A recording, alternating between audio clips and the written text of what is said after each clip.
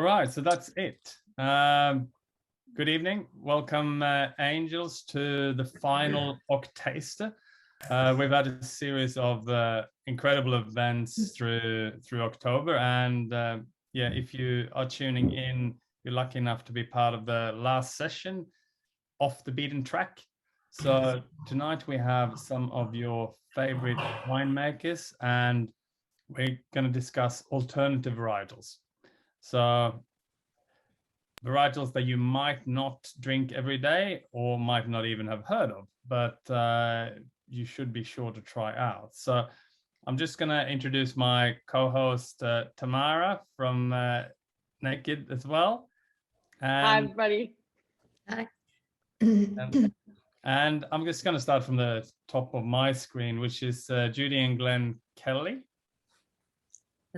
Hi. Hi, angels.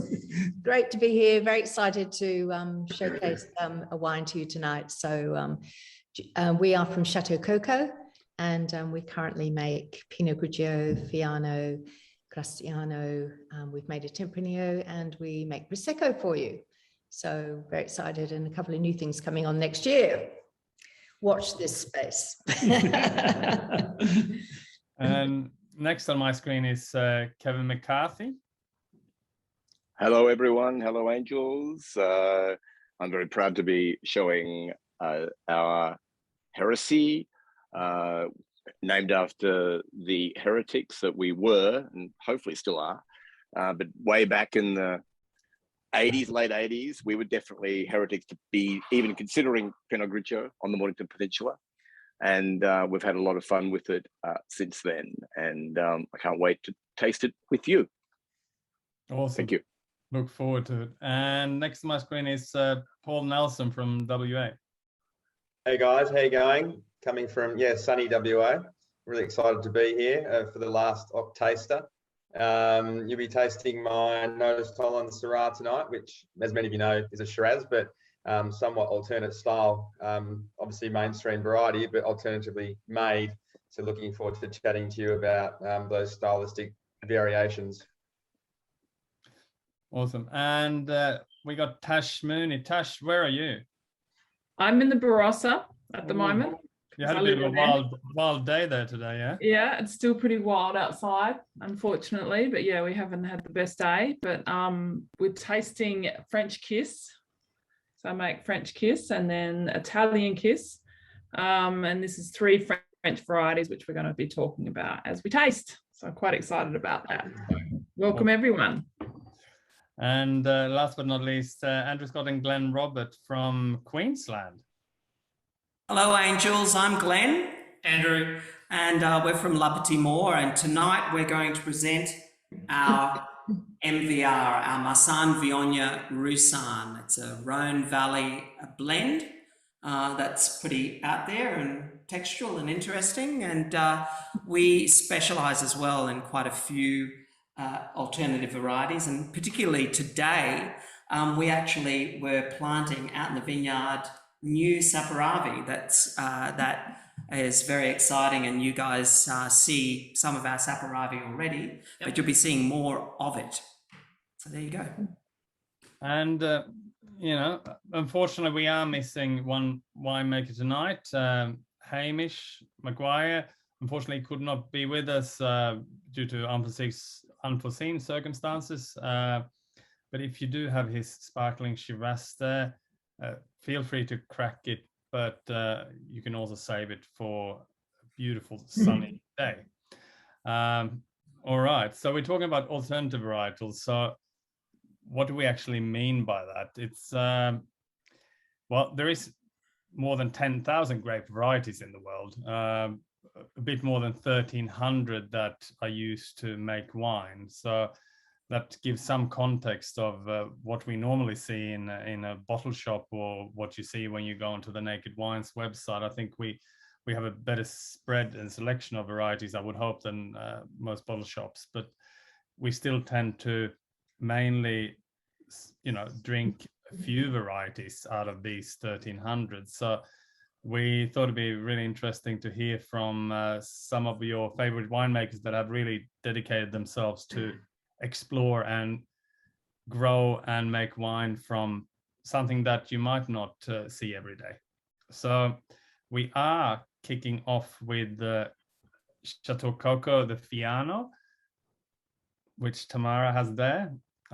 Beautiful label, beautiful wine. I'm not going to say too much more. I'm going to let Judy and Glenn talk about Fianna.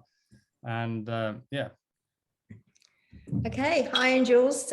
Judy from Chateau Coco and Glenn. Who won't get a word in? Who won't get a word in? Well, you probably will. So do you want to crack that and pour? That would be good. You talk, I'll pour. Excellent. So Fianna's origins are from southern Italy, from the Campania region, from the surrounding area, which is Avellino in Campania.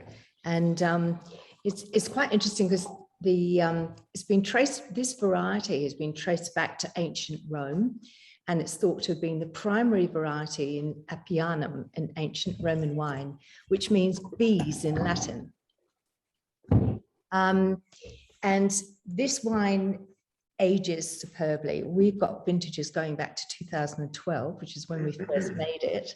And it just exudes these lovely honey characteristics, which are quite extraordinary. So it's quite an interesting wine. We're going to keep aging it, see how long we can get out of it. But it's fascinating. We've got, nearly 10 years out of it already.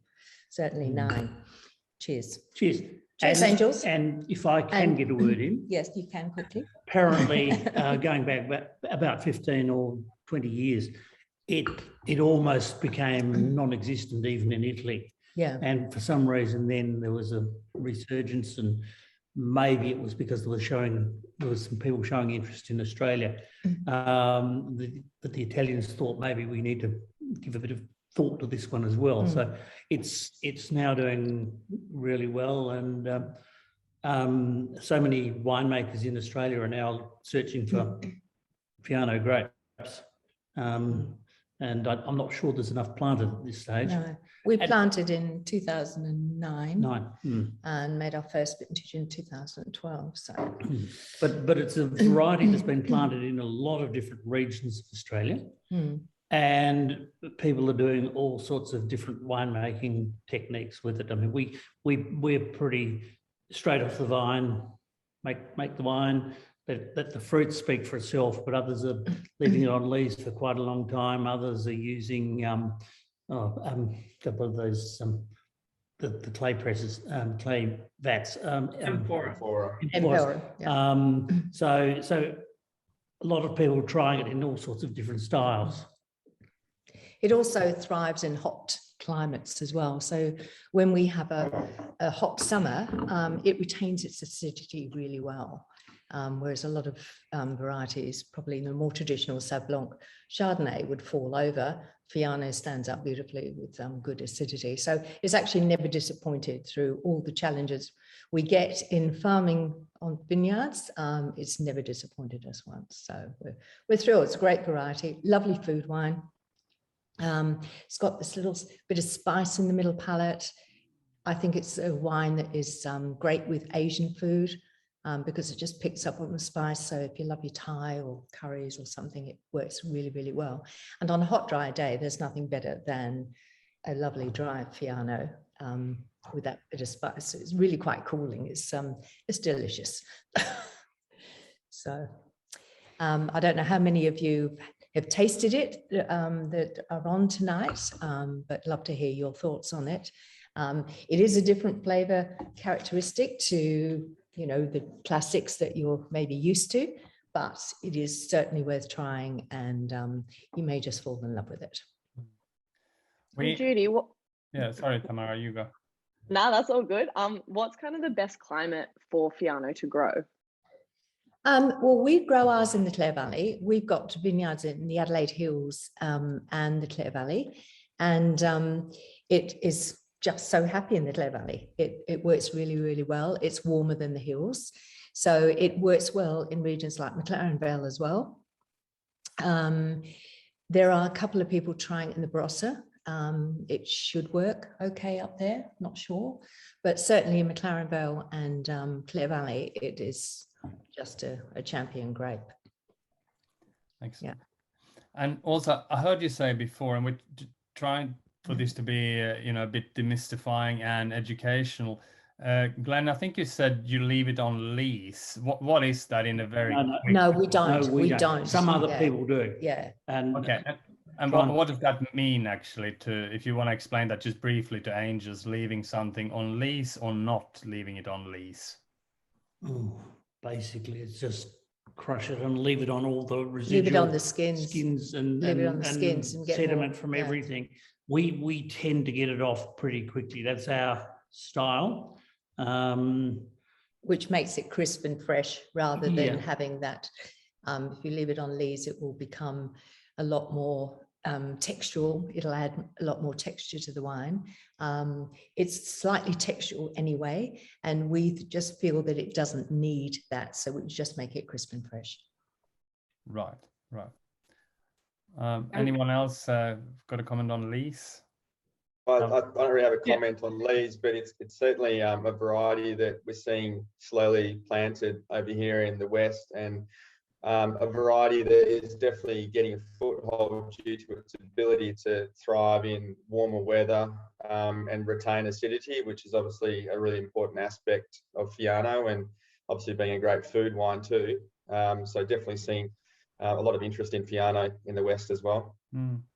And do you? We had another question from the Angels. Do you age it in oak or is it unoaked? No, it's totally unoaked. Totally unoaked. It's just aged in the bottle, and it just develops these lovely honey characteristics. So there's no aging at all with it. We normally pick sort of late February, early March, and we usually try and get it in the bottle by early May. June. Yeah, and late May at the latest, just depending on bottling schedules. So gives it the crisp, fresh finish that we aim for. Excellent, lovely. And we just had a poll go through, which was how many alternate varieties do you guys grow? Can you let the Angels know how many you guys are growing at the moment? 17. 17. It's crazy. Which is totally insane, but So Judy, what is the most alternative variety you have? Oh, well, it depends how you consider that. I mean, we haven't got Saperawi like you guys. No, we haven't. What is the most alternate? We are probably Grenache Gris that we are growing. Haven't produced yet. It's in the ground. We've got Albarino, and there aren't very many Albarinos around. And we produced that over the last 18 was the first, so 4 vintages. Well, 3, because we lost one due to the bushfires. So over 3 vintages. So Albarino, Grenache Gris. We are next year planting some Picpoul as well. Yeah, they're probably the most sort of out there. The others are a bit more well known. Excellent. Lovely. We find here in Queensland as well that Fianna is becoming very popular, and but there's a lot of alternate varieties being grown here these days, being at the end of the world when it comes to winemaking. places to make wine, You still got the strange bird. Still got the strange birds, yeah. But I think a good way to describe lees, you can have juice lees or lees after ferment. But if you have a bottle of orange juice that you've just freshly squeezed, and you can let all of the sediment sink to the bottom, and then just drink the clear orange juice, or you can shake it and drink the homogenized orange juice. And lees is all the stuff that sinks to the bottom. So it can be higher chain sugars and that type of thing that gives texture, like Judy said. But that's the difference for me, is in that when you drink homogenized orange juice, you feel that texture in your mouth. And I think with wine that's had lees contact, that's what you see. So that's the difference for me, or one way to describe it. Thank you, Tash. That's great. All right, lovely. Thank you so much and that's Fianna for you. Real, masterclass actually. I wish we could keep on spending some more time on Fianna, but we will move on to the Heresy Pinot Grigio. So Pinot Grigio, Pinot Gris is not as alternative anymore as it was when Kevin first started, dabbling in it. So Kevin, please tell us your story. Sure. Thank you, Johan. So yeah, I'll go right back to the late 80s, and we arrived on the Mornington Peninsula. That's Kathleen Quealy and myself. Arrived on the Mornington Peninsula, and it was all about Chardonnay and Pinot Noir, and we had this idea to plant Pinot Grigio, Pinot Gris, and we were nearly thrown off the Mornington Peninsula. It was just so radical at the time. It didn't go down well, but of course by early 90s, mid 90s, we made a few wines and people could see the product, and we started to learn about the variety. It's an incredible variety, very different, of course, to Chardonnay, Riesling, varieties that were well known back then. And it's been an incredible journey, adventure to work with the variety. We've been very lucky to go to Italy to learn about the Grigio side of the variety, to Alsace in France to learn about the Pinot Gris side, same variety. Then into Germany to learn about the same variety, where it's called Rulander or Grauburgunder. It's all the same variety. And you can just do so much with it. It's just a beautiful, beautiful grape. And the learning continues. And we are very fortunate to be able to work with vineyards all over Australia. And this wine comes from a very good friend who've been working with for 20 years up in Mildura, Dennis Pursuit, who comes from northeast Italy, the home of Pinot Grigio, and been working with him for a long time, and been making these wines out of his fruit. And it's just an absolute pleasure to work with this variety at home on the Mornington Peninsula, up there, and other places as well. It's very versatile, and I think that's the key to understanding Pinot Grigio. Its versatility is sort of incredible. So the winemaking of the wine is incredibly simple. I don't want to say too much because it's so simple. You'll laugh. It just makes itself. You just keep your hands off it. That's what we learned. When we had to go to Europe to learn that, because none of the Australian winemakers would believe it. You make this incredibly textural wine. So it's related to Pinot Noir. You've got Pinot Blanc, Pinot Gris, Pinot Noir, the white, the grey, and the black. Of course, the grape is not grey, but it sits in the middle between the two.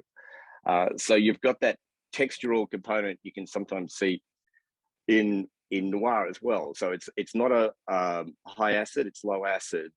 It's all about the phenolics that you get from the skins that make this wine. So you've got to respect what's in the skin, not just inside the grape. It's quite a big story. I don't want to go too far into it unless you want me to. But it's a very different wine, and as I say, we've been very, very fortunate to work with it for so long and still keep learning.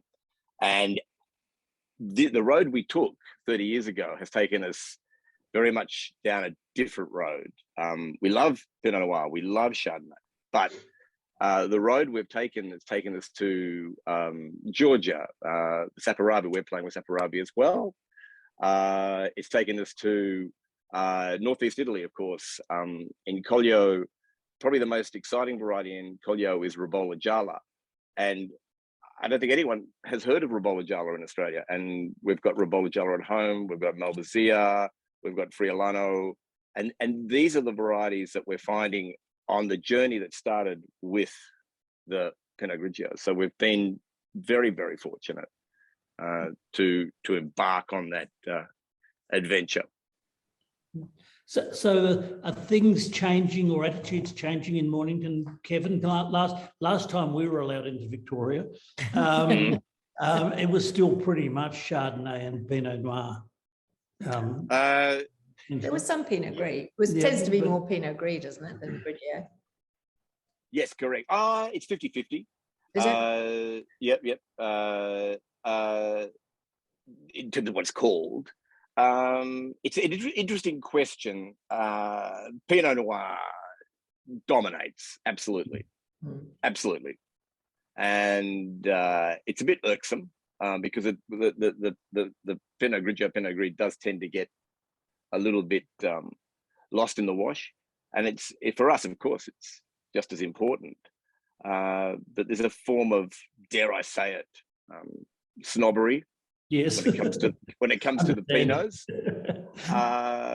But we've worked for 30 years to change opinions, and that's what you do, isn't it? You educate, you talk, you take people away from the status quo, what they know, and introduce them to new things which are going to hopefully open their eyes. It's part of one of the wonderful parts of the business we're in. Is going to a tasting and showing people things they've never seen before.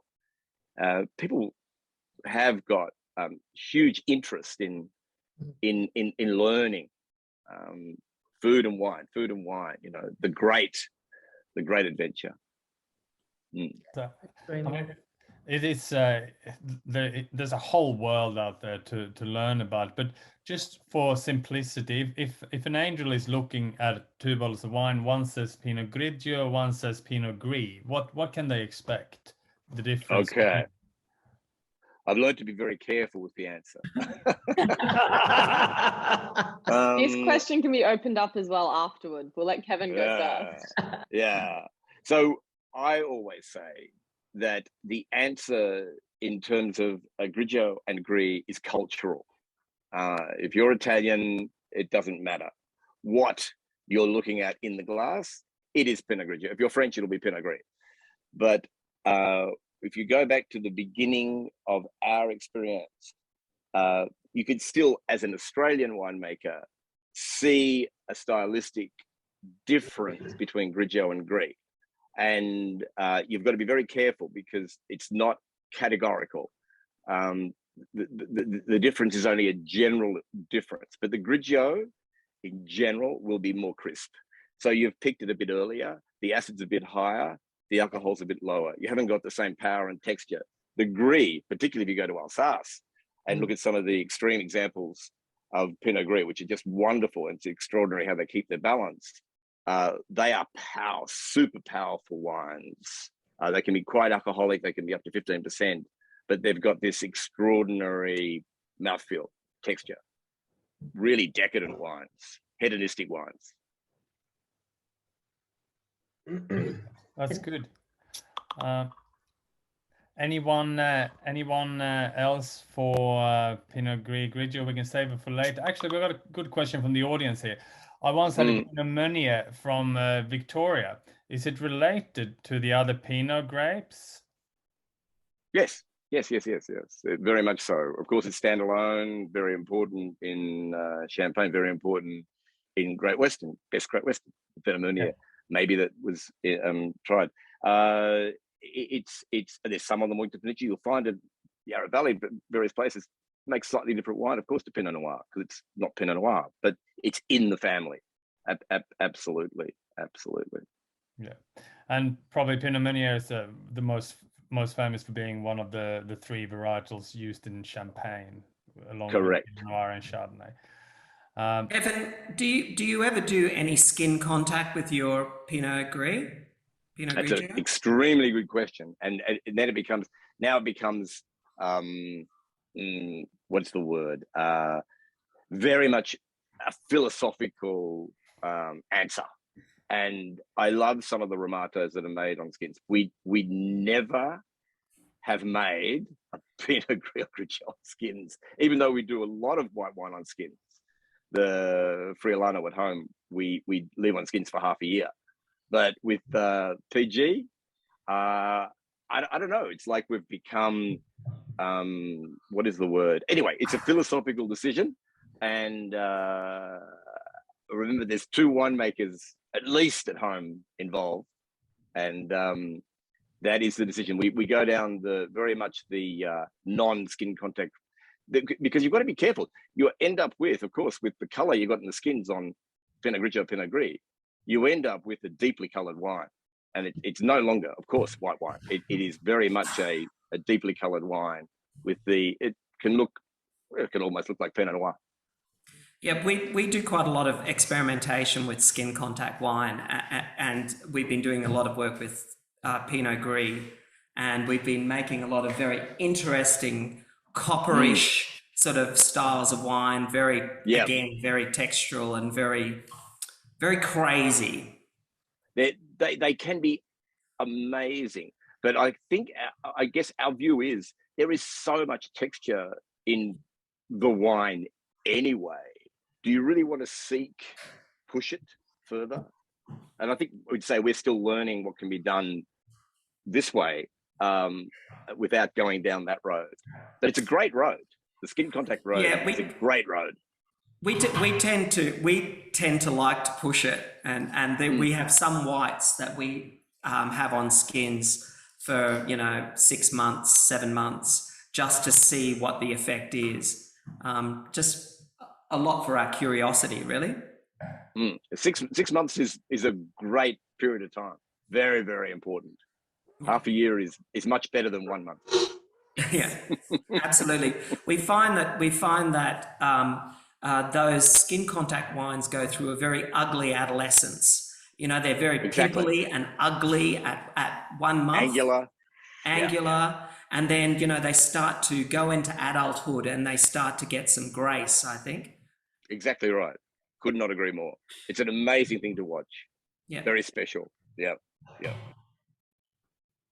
And just talking about skin contact for, I guess, some of our angels that don't really know a lot about it, how does it kind of affect the wine? And this can kind of go out to anyone. Like, what makes it different to like leaving skins on for, say, 1 week to 6 months? Well, I'll have a go at that. So as we were saying just then, you get this wonderful, obviously you've got the wine is extracting from the skins mainly phenolics or tannins, and what's happening is that that process is ongoing, but the phenolics or the tannins are actually polymerizing in the vat with the skins, and as the molecule gets longer, it's getting softer, so you get this silkiness, this wonderful velvet texture. It's sort of what you'd not expect. So the wines, when you pull them off the skins after 6 months, are incredibly soft and textural, and they're not these bitter tannin aggressive wines at all. And that's what was being said before. You have to leave for up to 6 months. 6 months is perfect to get that effect. And this is what we learned. Kathleen and I learned in Grigio from the great Josko Grabner. I've got to drop a name. He is the master, absolute master. If you want to see some great skin contact wine, it's Grabner. Yeah, no, I think, not to name drop again, but if you look at Radicon, it's either 2 weeks or 7 months. There's nothing in between for him as well. And our experience has been exactly the same. It's, something magical happens and you get these incredible tannin profiles that just would not be possible in a 1-year-old wine otherwise. Exactly right. And I've got to say, while we're looking at each other, we started in Queensland and Kathleen loved the vineyard that you are on. It was very, very special. Yeah. Well, I think that definitely leads us to La Petite Morte and the next wine, which is 2019 Marsanne. It is indeed. So it's our Marsanne, Viognier, Roussanne, and they are 3 Rhone Valley varieties. And we all, by default in Australia, have an experience with Rhone Valley, because the quintessential wine of Australia is Shiraz. And of course, Shiraz comes from the Rhone Valley. But very few people know about the white wines that come from the Rhone. So Marsanne Roussanne and Viognier. And Andrew has a very good story, anecdote on what is the difference, Andrew, between Marsanne, Viognier and Roussanne.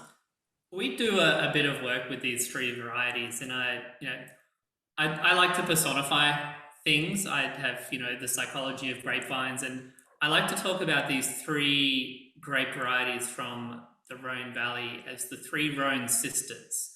And each one of them has a very distinct personality. You'll find that in most of our blends, Roussanne is the least amount in the blend.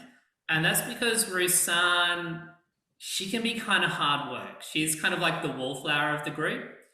She's a little bit reserved, and a one-on-one conversation, it's kind of a direct question and a direct answer, and it doesn't really flow very well. But sometimes you need Roussanne, because Roussanne she's the friend on a hen's night with the clipboard that made sure everyone got back on the bus. And sometimes you just need that structure and that little bit of control to keep everything orderly. Then we have Marsanne. And Marsanne is the biggest variety in this blend, but we also do some other wines where Marsanne is also a minor player. And Marsanne is the classy one. She's elegant, she's well put together, and she has this polish, and she wears this perfume, which is like this little light honeyed floral beeswax kind of perfume. And she wears just the tiniest bit. So she kind of breezes past you and you just get this whiff and you go, oh, that's delightful. And then it's gone. And it kind of leaves you wanting more. Marsanne gives you that sort of like waxy honey sort of character. It gives you those white florals like gardenia or stuff, something like that. It's pretty and it's delicate and it's really, really classy.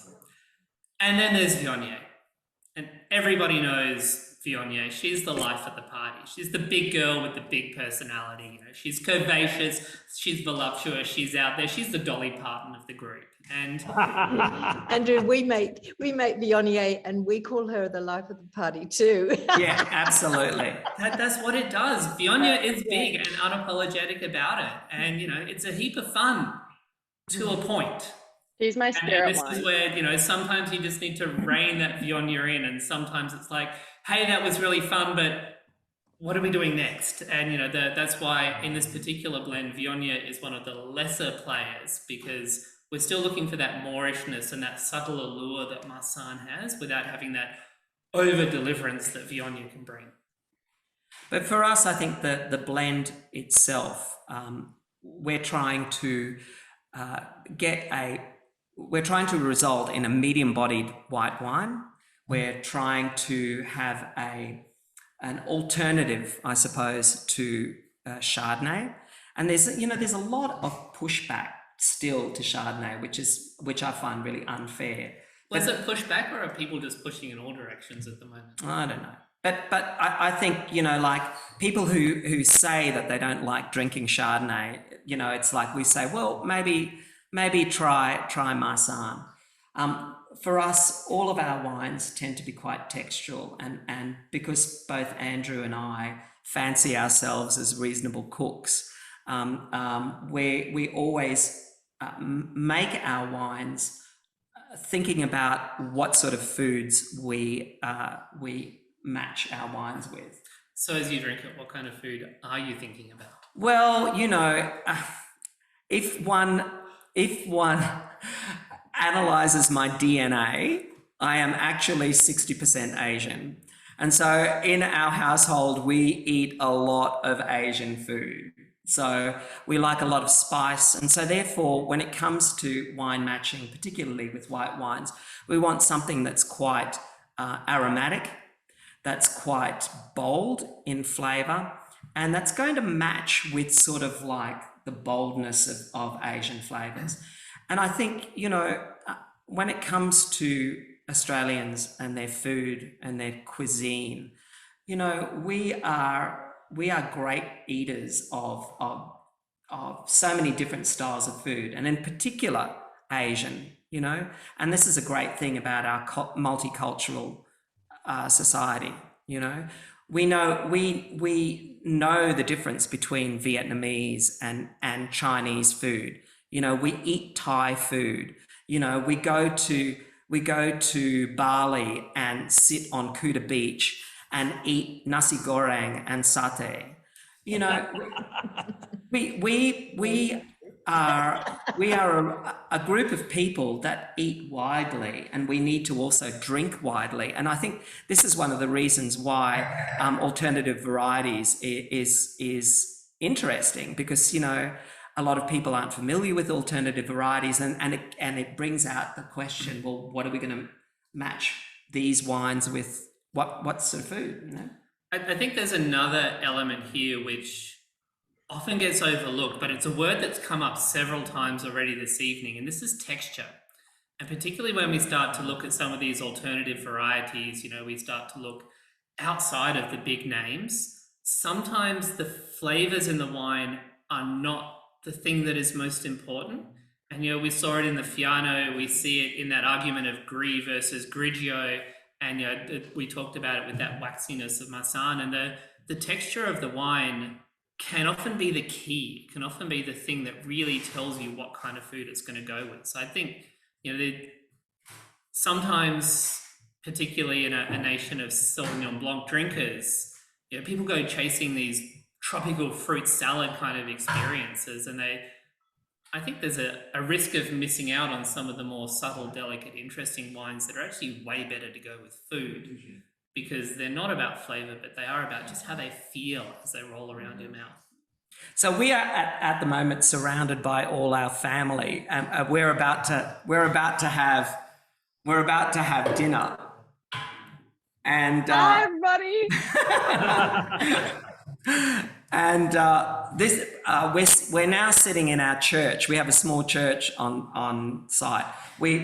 Our house is like 10 meters that away. That's where we live. We have our church, and this is where we usually have our party. And it used to be an old Presbyterian church, and we always get a little bit pissed here. So I'm sure a lot of the old Presbyterians are rolling around in their grave. But it was a great opportunity to have a party like this, to open up all these bottles and really enjoy and discuss all these wines. And hopefully, Angels, you've also got parties going on there and opening up all these 6 wines and having a merry old time, even though it is a school night.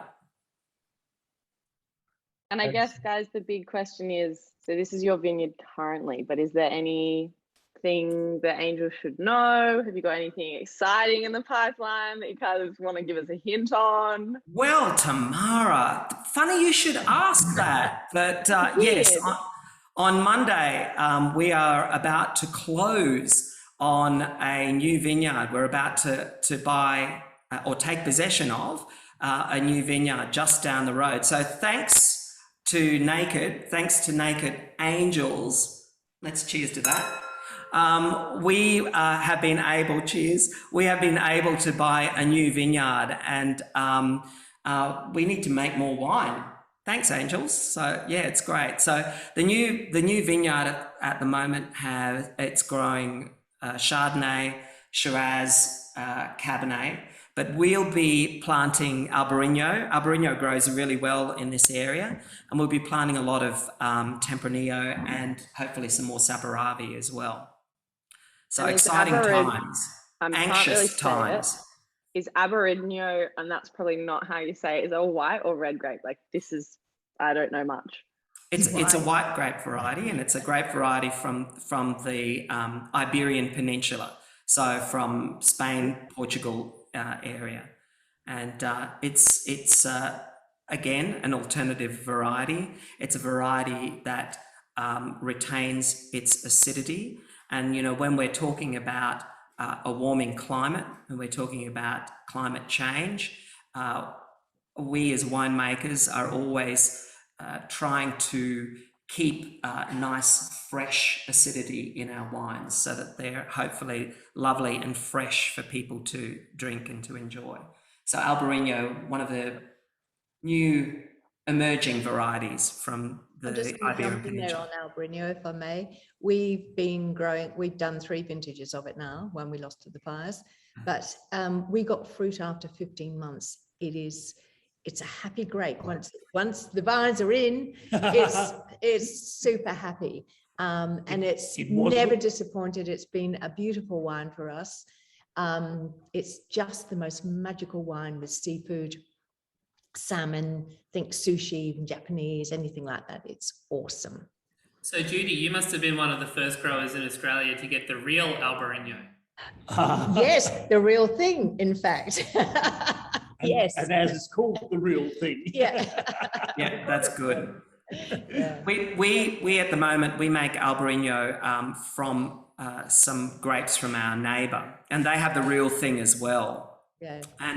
And they claim, so we make a contract wine for them. They claim that they had the first ever In Queensland. Oh, was it the first ever Queensland Albarino? I don't know. At least the first in Queensland. They were early. Yeah. Okay. They like to spin it. They like to spin a story, you know. Glenn, we got a dangerous question here from the audience. Dangerous in terms of timings, I think, but I will ask it anyway.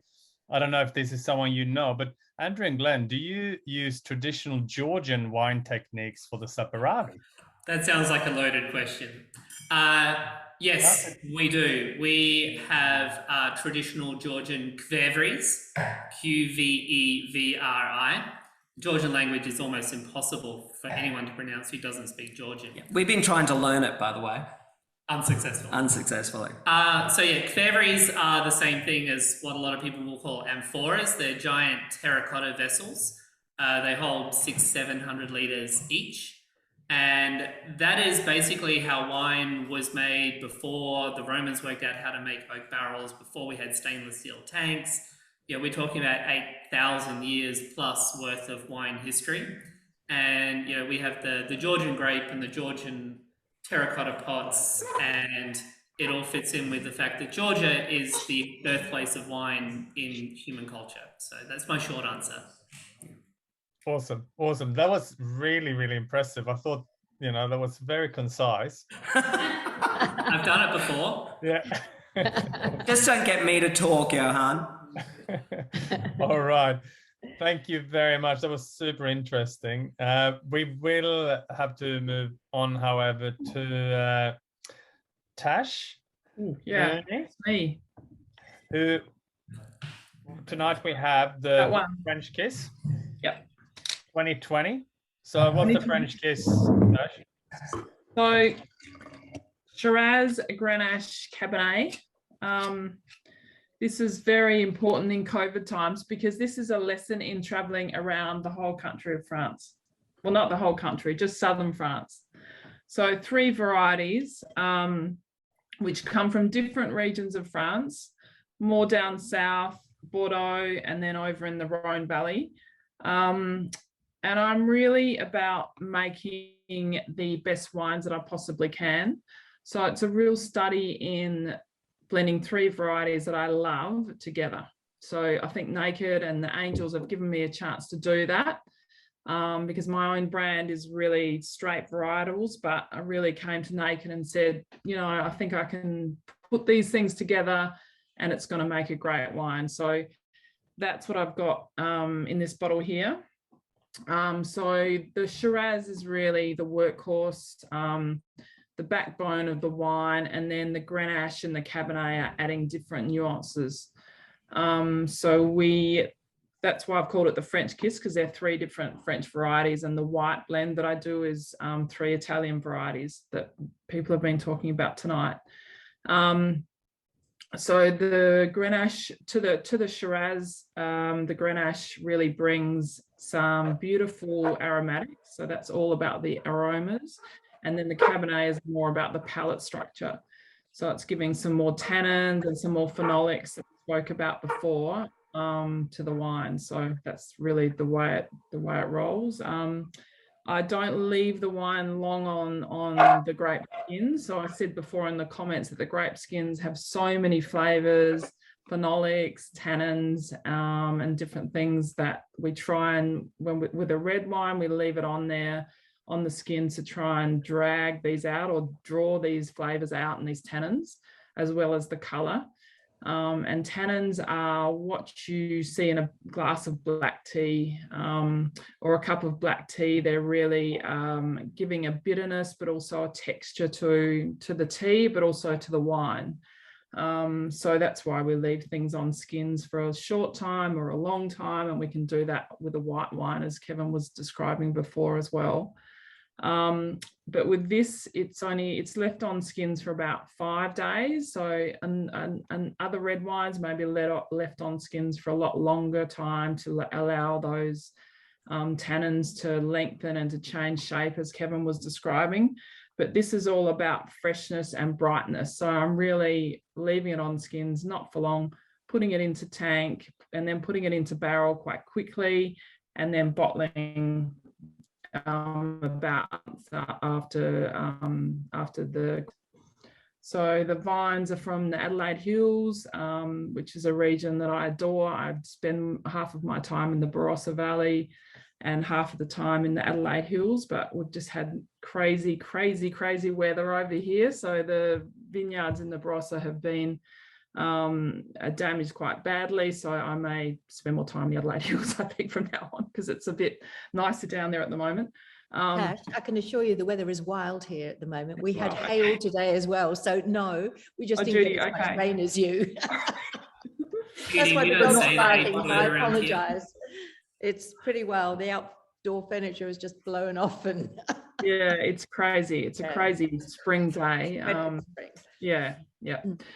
So yeah, that's the wine. So any flavors that people see, it's really the Grenache. There's not much Grenache planted in the Adelaide Hills. So these vines are 35 years old. They're monsters of things. They're taller than I am. They're about 2 meters tall. They're just beautiful old vines. And I split the block, and I make a rosé out of half, and then I use the other half blended in with the Shiraz. So they have its beautiful red currant type of aromas and flavors. So there is a bit of acidity there. And then you have that lovely blackberry stuff going on from a little bit of Cabernet that I'm blending in there as well. So really trying to take the fruit at the same time. So we're picking it at the same time. So you have the ripeness from the Shiraz, and then black currant stuff, and then Ribena-y sort of red currants from the Grenache, and then the Cabernets are giving some tannins. So yeah, that's the wine. I hope you like it. Absolutely. It's a wonderful wine. Tash, it's got to be quite a bit of a balance there, trying to get all those three elements to work together. You'd spend a fair bit of time on the blending bench to get that right. Is that the case? No, I picked them at the same time, Johanna, and I put them in the fermenter at the same time, because the important part for me is there is a co-fermentation. Right. So when you're blending different things together at the fruit stage, it's really difficult to get that right, but you have different flavors that are co-mingling, just like you are with cooking. And I feel that rather than doing that on the blending bench later, I'd rather have that done in the fermenter. So it's difficult in the vineyard. It's a lot of stress, but once I get in the fermenter, I just chill out. It's easy. Yeah, cool. And what's the percentage of each variety in the bottle, Tash? This one is about 75, and then about 20, and then the rest 25, 5% Cabernet. Yeah, so that would be about it. So it's only a small amount of Cabernet, because that ripens a lot later than the Shiraz and the Grenache. So it just I only use a little amount just to tighten up the back palate and give it a bit more texture and a bit more flow at the back. Tash, there's a lot of oomph in this wine. There's a lot of power in this wine. When it comes to the aromatics, the flavour, the colour, and the texture. You were saying that there's 5 days on skins. That's how do you treat the wines? Are you pumping over? Are you punching down? No, we don't do too much to it. We just let it percolate. So we leave it for a day before we put the yeast in. So we just let it just sit there, and it all hangs out. And then we put the yeast in. The ferment's quite warm. and then we take it off skins, and we, still when it's still sweet. Yeah, so that's sort of the way. So I think the warmth, and also the at least 24, if not 48 hours before we're adding the yeast, is really adding that power to the wine. But yeah, I want that to be powerful, but it's pretty well all about the fruit. Yeah, I think it's really cool, and that this kind of idea of not spending too much time on skin and not trying to extract too much of that tannin and structure and whatever. It's something they've been doing in France since forever, and they call it glugly wine, which means like glug glug down the hatch. It just has that soft, drinkable approach that I think is lovely. If I ever made a wine, that is what I would call it. Glugly. I'm sorry, it's already been done. Damn it. Oh no, Tamara, what are you going to do now? I don't know. We'll have to come up with something else. But talking about, I guess, not necessarily glugging wine, but what would you kind of pair this with, Tash? Like, what kind of foods would you pair it with? Oh, it's maybe because it's what I had for lunch, but pizza for sure. Pizza, and but my partner's French, so I have to have, it has to be very plain. There's not many flavors that are blended together, so it's really got to be about anchovies, I think, is always a good thing, and maybe some Parmesan cheese and a tomato base, or even just olive oil and rosemary base, and then some anchovies. But it has got a fair bit of punch, as you said, so it just, yeah, anchovies are really good. So, something salty. Cocoa. Yeah. Thanks, Tash. Now we're craving anchovies. Cocoa, yeah. Shut up, Cocoa. Thank you so much, Tash. I know you might have to leave at 9 o'clock. You mentioned to go to growers meeting. Yeah, to find out what the damage is. Yeah, I might, but I'm okay at the moment. So thank you. Someone will text me. Yeah. Thanks, John. Awesome. All right. Well, we did save Paul till last because he's got a few hours more of daylight than we do.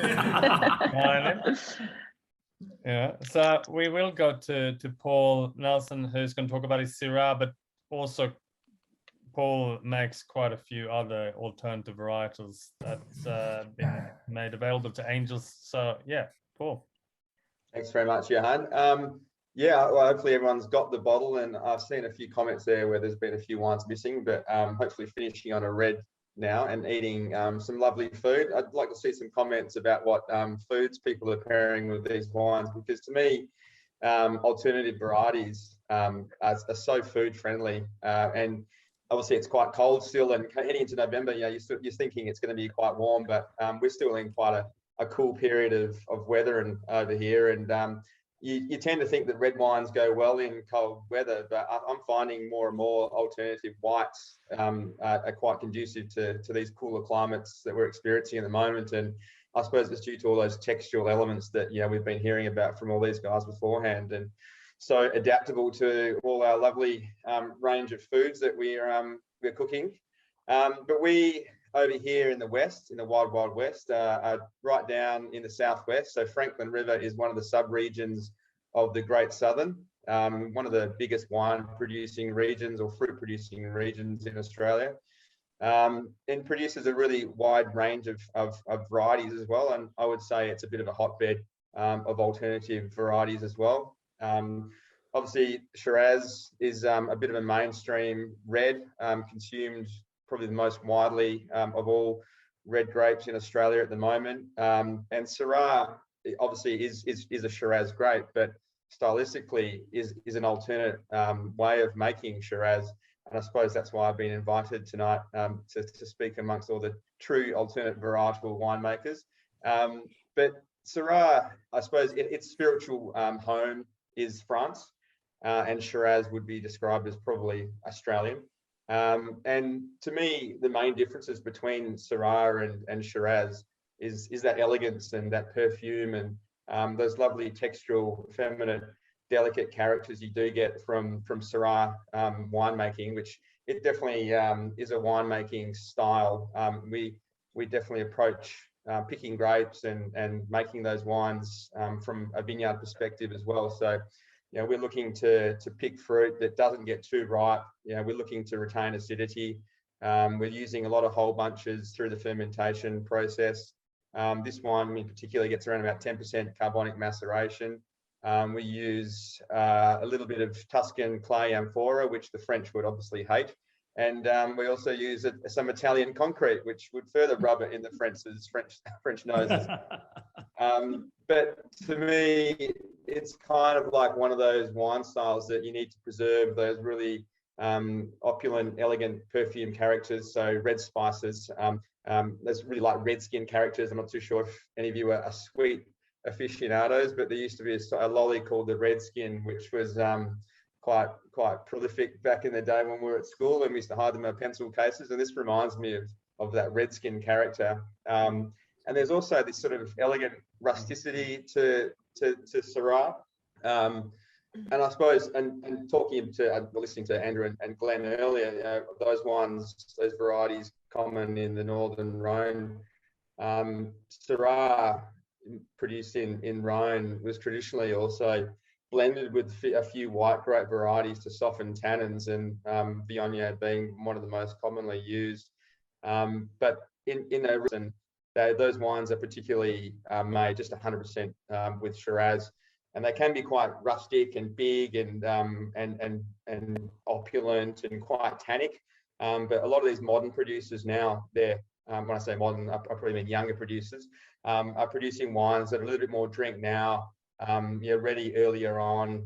They're watching how the tannins are being integrated and I suppose handled throughout the fermentation process. And to me, being a 2020 red, you'd obviously think that that's quite a young red, and it is, but I think the wines, the tannins, which is really important, are integrated.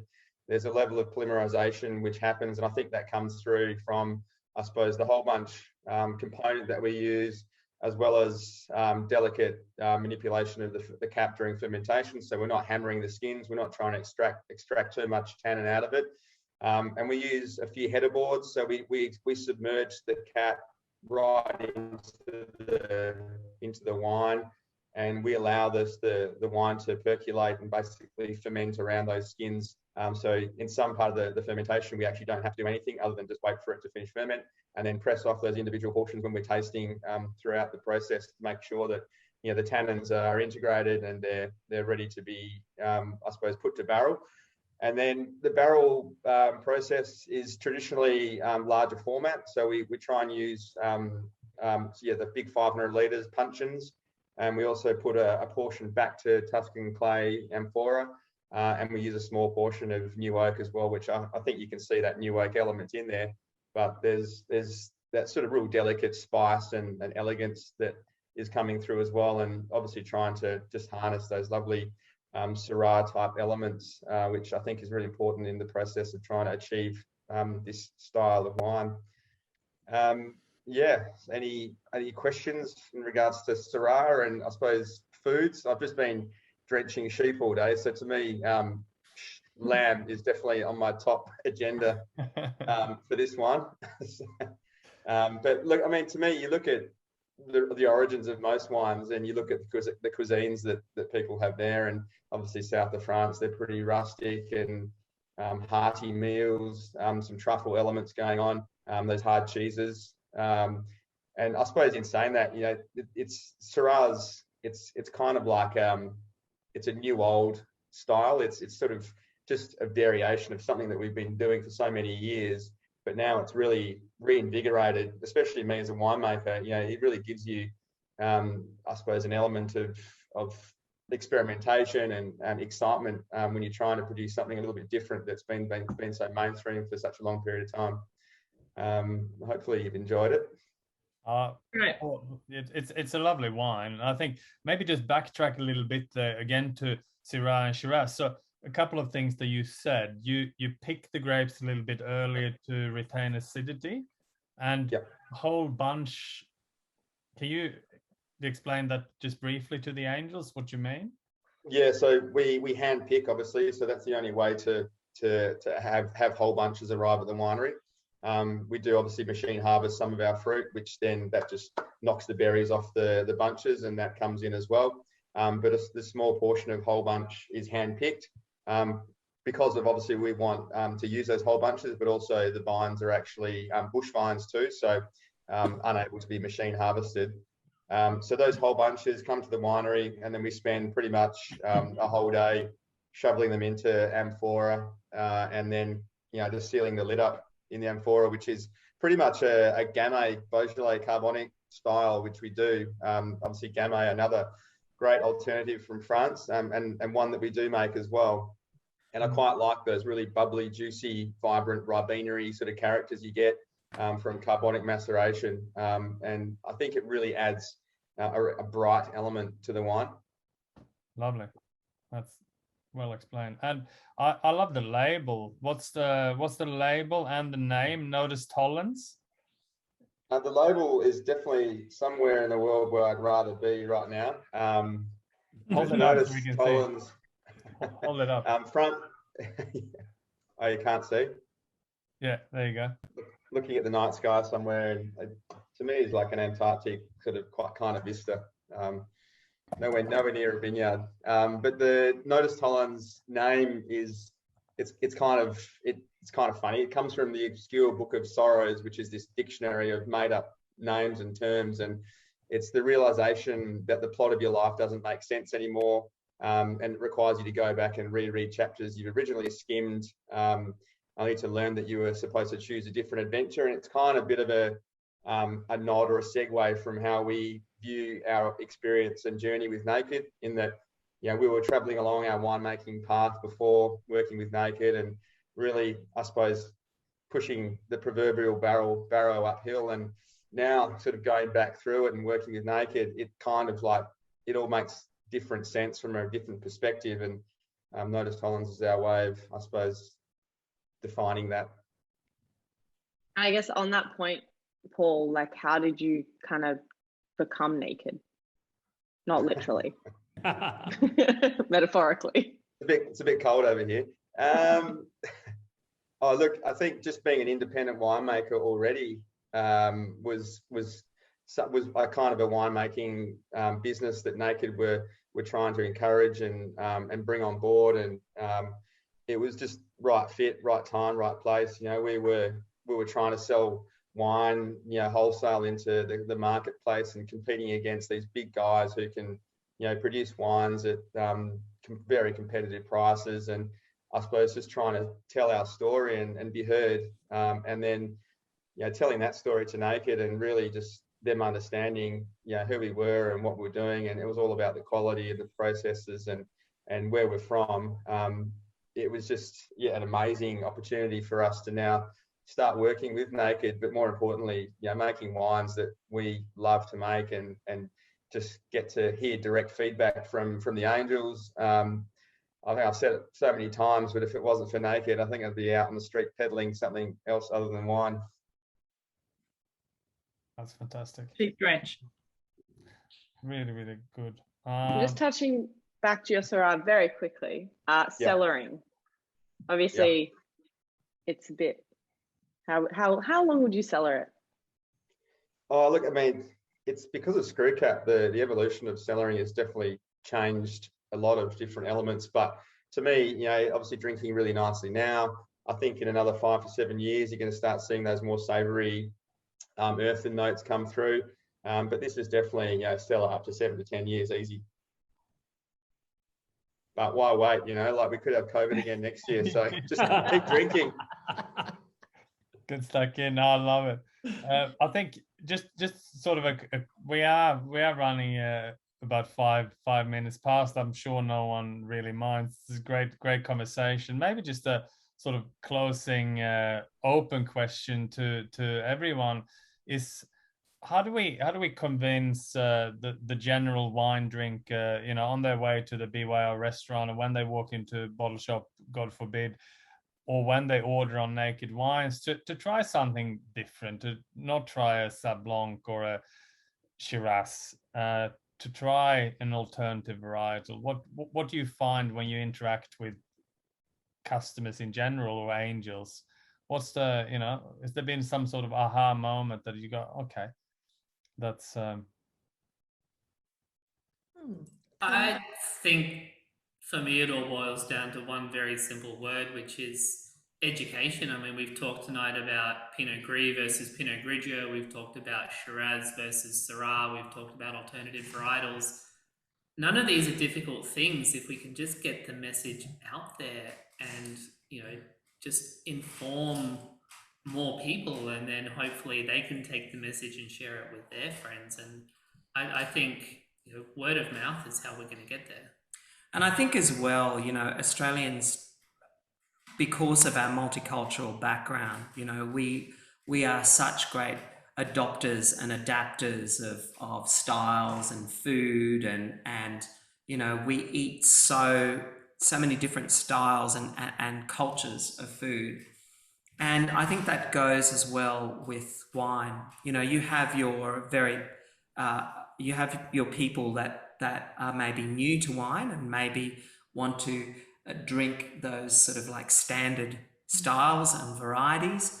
But I think we sort of like are more, we as Australians are far more adventurous and eat so many different things. And I think Australians nowadays are becoming more open to these alternative varieties. It's a generational thing, and I was lucky enough to judge at the Australian Small Winemakers Wine Show just a couple of weekends ago, and we talked about Gris versus Grigio as we were tasting the Pinot Gris Grigio bracket, and there was a lot of conversation about Shiraz, Syrah, and a whole bunch as we were talking about these different styles that are equally as valid but totally different expressions of the same thing. And there was a phrase that was brought up, which was the BBGB, the Blue Blazer Gold Button Brigade, and they represent the old school. Whereas I think, you know, the millennials and beyond are coming in with less preconceptions and a much more adventurous approach to this stuff. I totally agree. We have a Celador as well under our own brand, and you know, people don't want to drink what their parents used to drink. Absolutely. Not my dad's beer. Yeah, so they want to come in and have an experience. So they're much more open to it and open to the flavors, and much more, as you alluded to, very much foodies. So they want something to go with their, which whatever they're cooking or whatever they're going to have for dinner, etc. So it's quite interesting. But having said that, we also have a strong sort of 45 plus you know, brigade that come in that are also can afford to go out and eat beautiful food everywhere and have traveled around Europe. And they also are looking for those varieties that they had on their trips that they haven't been able to find. So yes, it's kind of coming in to everyone, I think. And I agree, it's education and it's telling them what to expect, telling them what it will go fantastically with, and really creating the whole story for them so they get the flavors. But, you know, as I say to so many people, if you drink Sauv Blanc every day, your palate is going to die.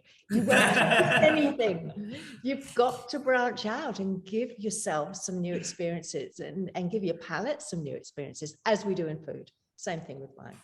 Absolutely. And I mean, what's the worst thing that can happen, right? Exactly. Well, at least people are going to get pissed, so that's a good thing, you know. All right, fantastic. Hey, it was a lovely night, lovely conversation. Kevin, you got some parting words, some wisdom from? I don't think so, but I'll more from the Murray Darling, I reckon, Johan, which is a gold mine for alternative varieties. They have the alternative variety wine show up there every year in November, which we've entered. We'll see how we go. But out of that gold mine, we have got in the market now, thanks to you, a Favorita, so a white, a beautiful white, and look out for the Nero d'Avola Saperavi blend, which is coming out, getting bottled next month. It's just a total gold mine. The alternative varieties are extraordinary. Yeah, I love that name, Favorita. It's a Favorita, so do I. great varietal name. And Paul, you make some other beautiful, you know, alternative varietals as well. I had the Anise and the Gewürztraminer recently, and they were really impressive. Yeah. Obviously, as passionate about them as everyone else here, and actually we made a Barbera and Anise with the winemaker Fantasy out of Italy too. So probably not really alternatives in Italy, but definitely varieties and wines down in Australia that are certainly taking a foothold. And talking about Sauvignon Blanc, Anise has become our new Sauvignon Blanc in the cellar door, because it's got those aromatic elements of Sauv Blanc. It's got some of those Chardonnay sort of elements being, quite weighty. And then maybe the Grigio, there's some viscosity as well and some lovely acid. So it sort of harnesses all these three really already popular white wines and puts them into one, and bang, you've got Anise. Yep. Yeah, we do Anise too. So.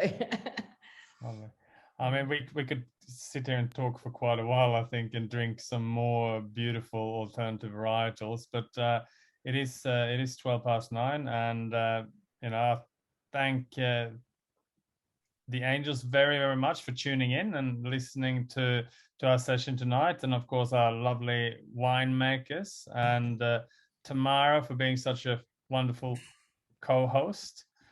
But yeah, I think that's it for us tonight. And hopefully in 2022 we can get back to the tastings in the major cities, and we can actually meet the Angels and talk. Absolutely. I mean, I think we can definitely bank on that happening next year. 100%. I can't wait to come and see you guys all. It's been way too long. Yeah. I know, we need a road trip. All us winemakers need a road trip.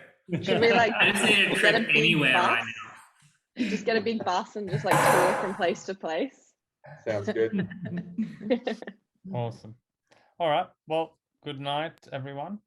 And good night. We'll see you at the next one. Thanks, Angel. Everyone. Thanks, Jahan. Thanks, Tamara. See you guys. Bye, guys.